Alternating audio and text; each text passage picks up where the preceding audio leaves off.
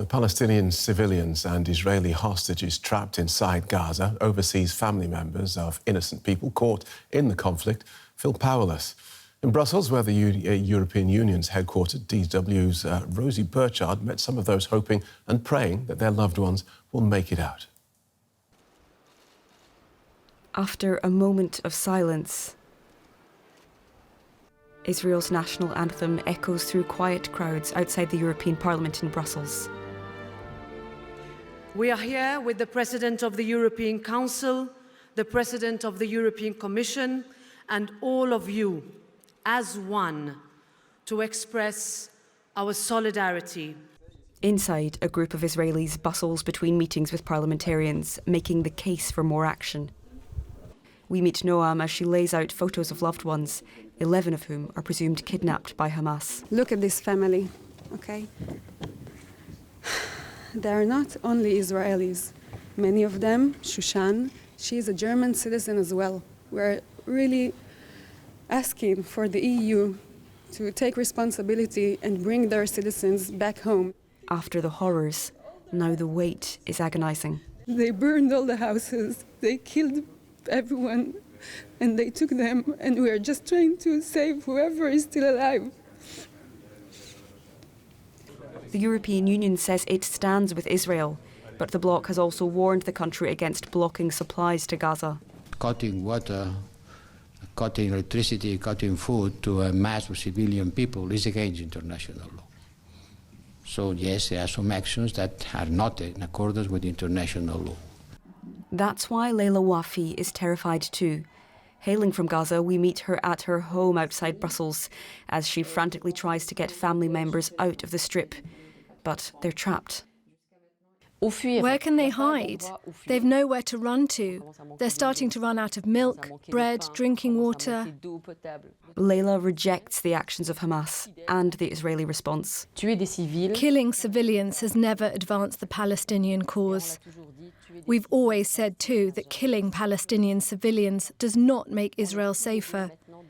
On both sides now we are weeping mothers. We are parents searching for our children. We are both at the mercy of extremist politics. We share the same pain, but in opposing camps.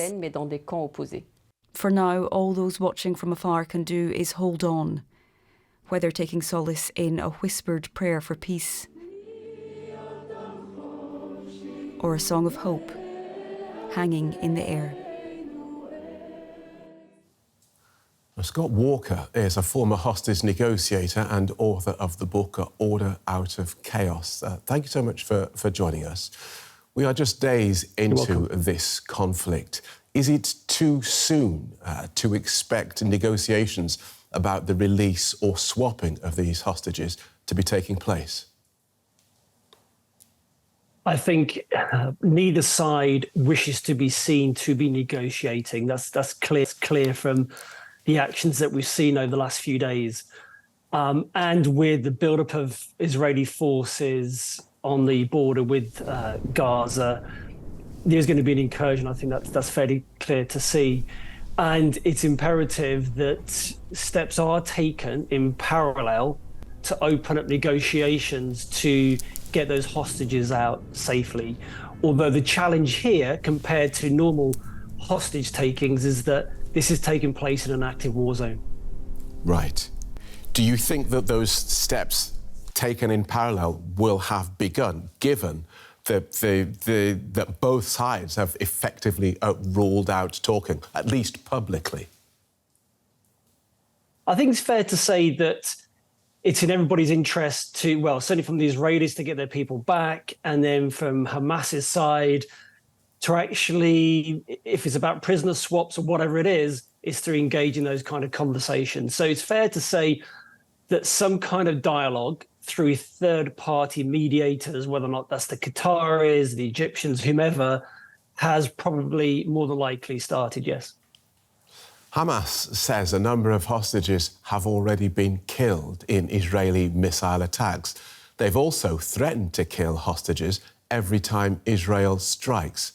So, do you think the Israelis and Hamas, do we all have to accept that there will be hostage deaths either during or because of Israeli military efforts?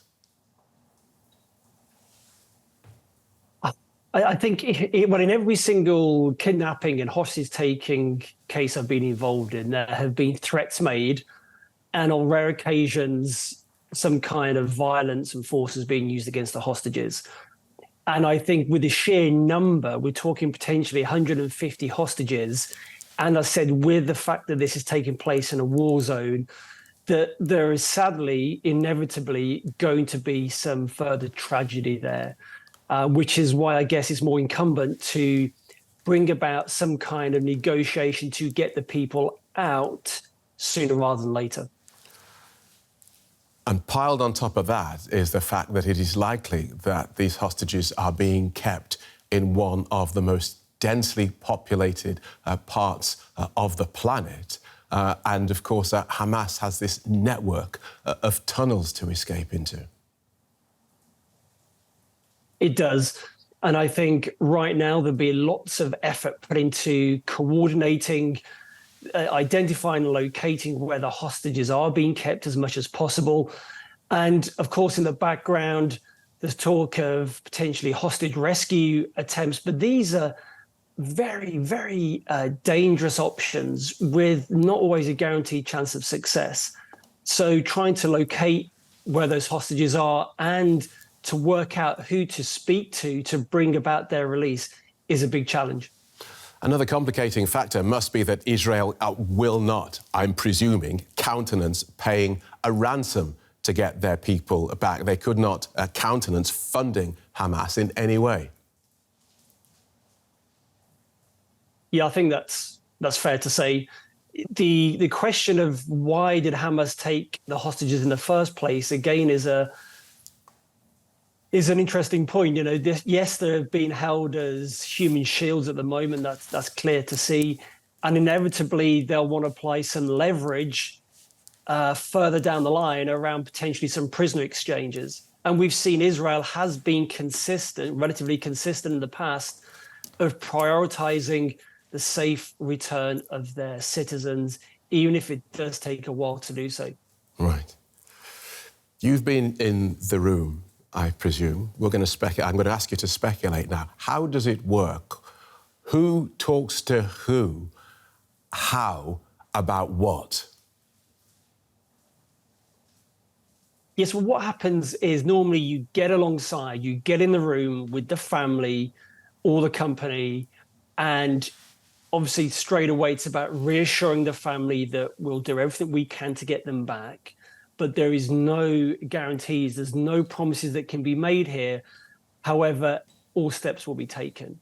And then it's preparing the family for the call that may come in. The call from the hostage takers or even their loved one via the hostage takers. And it's understanding what is it that we need to say? What are our objectives? Which will be, we'll need to reassure the hostage takers, yes, we hear them. We're taking this seriously. It's about obtaining what's called a proof of life. Ideally, we speak to the hostage to make sure that they're alive and well. And then it's agreeing some next steps. Maybe the next time to speak over the phone and exactly what it is that the hostage takers are demanding. Thank you so much for talking us through that. Scott Walker, former hostage negotiator and author of Order Out of Chaos. Thank you so much. The US Secretary of State Antony Blinken is in Qatar a day after visiting Israel as part of a series of talks he is holding across the Middle East. He's just held a press conference, and here's some of what he said. The United States and Qatar share the goal of preventing this conflict from spreading. We discussed in detail our efforts to prevent any actor, state or non-state, from creating a new front in this conflict.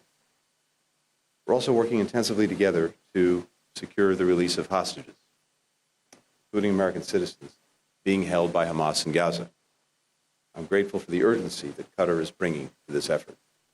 And we're joined now by Richard Walker, DW's chief international editor, who you've listened into this press conference. A lot of focus on the hostages and fear of escalation. Yeah, right? That's right. So the Qataris, obviously, they play a pretty important diplomatic role within the Middle East. They've often coordinated diplomatically with the Americans on other issues, such as negotiating with the Taliban in Afghanistan.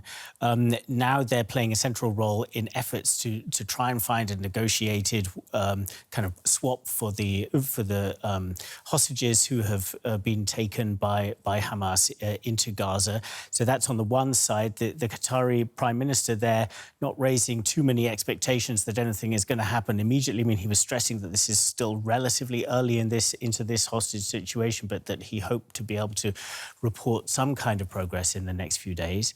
And in terms of the fear of escalation, of course, there it's about Hezbollah in the north, so the radical group based in southern Lebanon, the fear that it could mount more attacks into northern Israel to create a two-front situation for Israel, and also potentially the role that Iran would play. So these two of the really big preoccupations, of course, not just for the Americans, but for many countries in the region.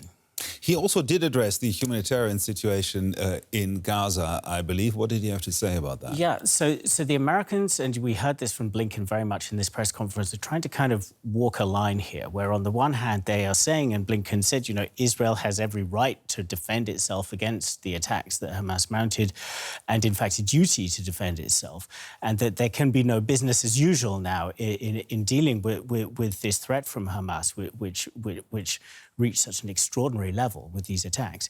But at the same time saying that, he said in his words, the way Israel does this, the way it mounts these operations, it matters. And there's been a lot of criticism from around the region about Israel's warning to the people of Gaza, of northern Gaza, that they need to evacuate to the south of the region. And he was pressed about, you know, whether the US kind of gave a green light, just go ahead and do that. He evaded that question, but he did say that, so implicitly he is trying to call on the Israelis and saying that he urged the Israelis to really respect the right of civilians in the Gaza Strip, and added that the United States is focusing on trying to create safe zones within Gaza, presumably in southern Gaza, where people can take refuge. But I think there's going to be a lot of focus, of course, in the days ahead, if Israel does go ahead with this ground offensive. How are civilians treated? How many civilians start getting killed? And this is the line that the Americans are trying to walk. On the one hand, say Israel has every right to conduct operations. On the other hand, to say it must respect the right of civilians as well. Was this the last station of this trip, or is he going someplace else? This is a multi-stop tour for Tony Blinken. I think it was also interesting, he spoke earlier to the King of Jordan, King Abdullah, who is also anticipated here in Berlin next week. And King Abdullah was very clear, particularly on this question of displacing Gazans from northern Gaza, saying that he warned against any attempt to forcibly displace any civilians from northern Gaza. So that message from countries in the region that are supportive of the Palestinians obviously getting across to the Americans very much on this trip. Our chief international editor, Richard Walker there. Thank you very much, Richard.